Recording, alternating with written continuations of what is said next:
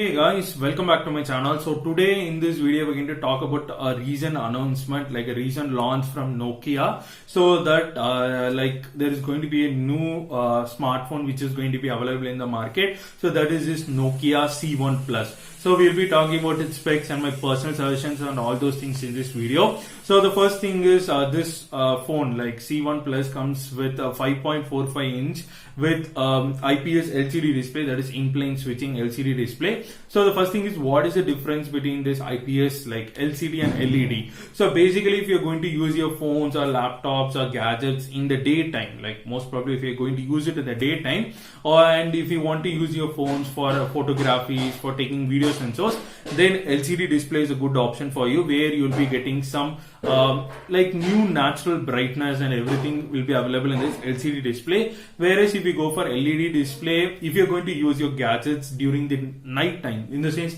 you're going to just switch off all your room lights and you're going to work on your labs and so, then LED display is a good option for you. And whereas for photography sensors, there you'll be getting a small adaptive brightness. So that's it. So this is what the major difference between LCD and LED. And in addition to that, it purely depends on the company's point of view. So because they are the one who's going to choose like which screen they want depending upon their final cost and all their other specs and so.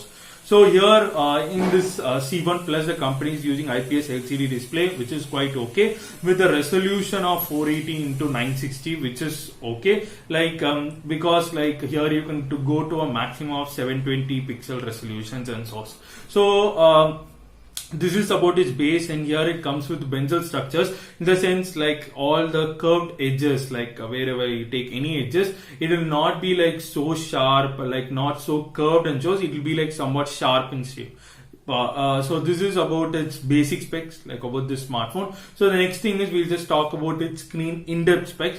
So in that, first we'll talk about its aspect ratio. So what is aspect ratio? So basically if you take in this phone itself, this 5.45 inch which I told before is the size of the total phone, in the sense it does not, this 5.5 doesn't mean the screen size is also 5.5. So to know about the screen size and those, you should go for this aspect ratio and screen to body ratio, which I'll be saying later. So here the aspect ratio is 18:9, in the sense like 18 is going to be your length and 9 is going to be your breadth. And in addition to that, to be more precise, they'll just say about each pixels length and breadth. So this is what this aspect ratio purely means. So here the aspect ratio is just 18:9.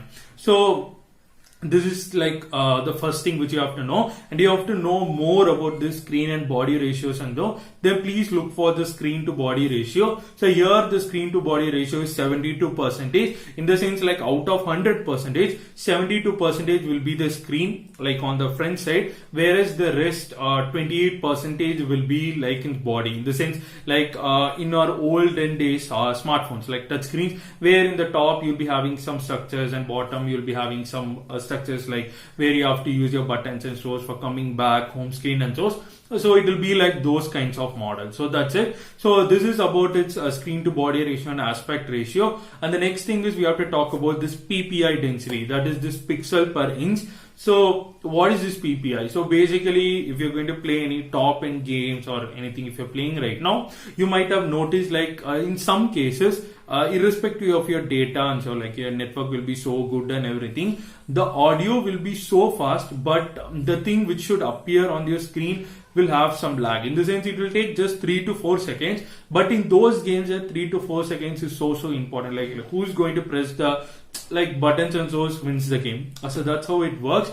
But this lag and everything purely depends on this PPI. Like PPI is the first priority, and the next comes about this what processor you're using, what RAM you're using, all those things come into play. So what this PPI does is, PPI is it starts refreshing the screen on every second. So this is what PPI's main function as well. So if you go for top end phones like gaming phones and so, their PPI will be the very important role. It will be more than 400, 403, 405 and so. So that is about how this PPI works. So here the company is giving just 197 PPI density, which is quite okay. And in addition to that, you can't even play any good games, like top end games currently in the market in this phone. That is also I'm mentioning here. So this is about its like body part and all those things. So next thing is we'll talk about its processor. So here the company is giving you a quad core with a clock speed of 1.4 gigahertz. So which is clubbed with 1 GB of RAM, which is also, I don't know why. So here the company is giving 1 GB of RAM with an internal of 16 GB, but still you can go for an expandable memory of up to 128 GB by adding an extra micro USB SD card. And for this SD card, they are giving a dedicated slot as well. I don't know why. So this is things about its processor side, and the next thing is we'll just talk about its camera. So here on both front and the back, the company is giving a 5 megapixel camera with where in the front you'll be having flash and back you'll be having LED light. So all those things are available in the camera parts. So next we'll just go to its battery. So here the batteries, here the company is giving you almost like 2500 mAh, which is also quite okay as well. So 2500 mAh with lithium ion battery sensors. So here the charging cable is micro USB, and you will be having 3.5 mm audio jack as well. So like these are the main specs which you have to know. And so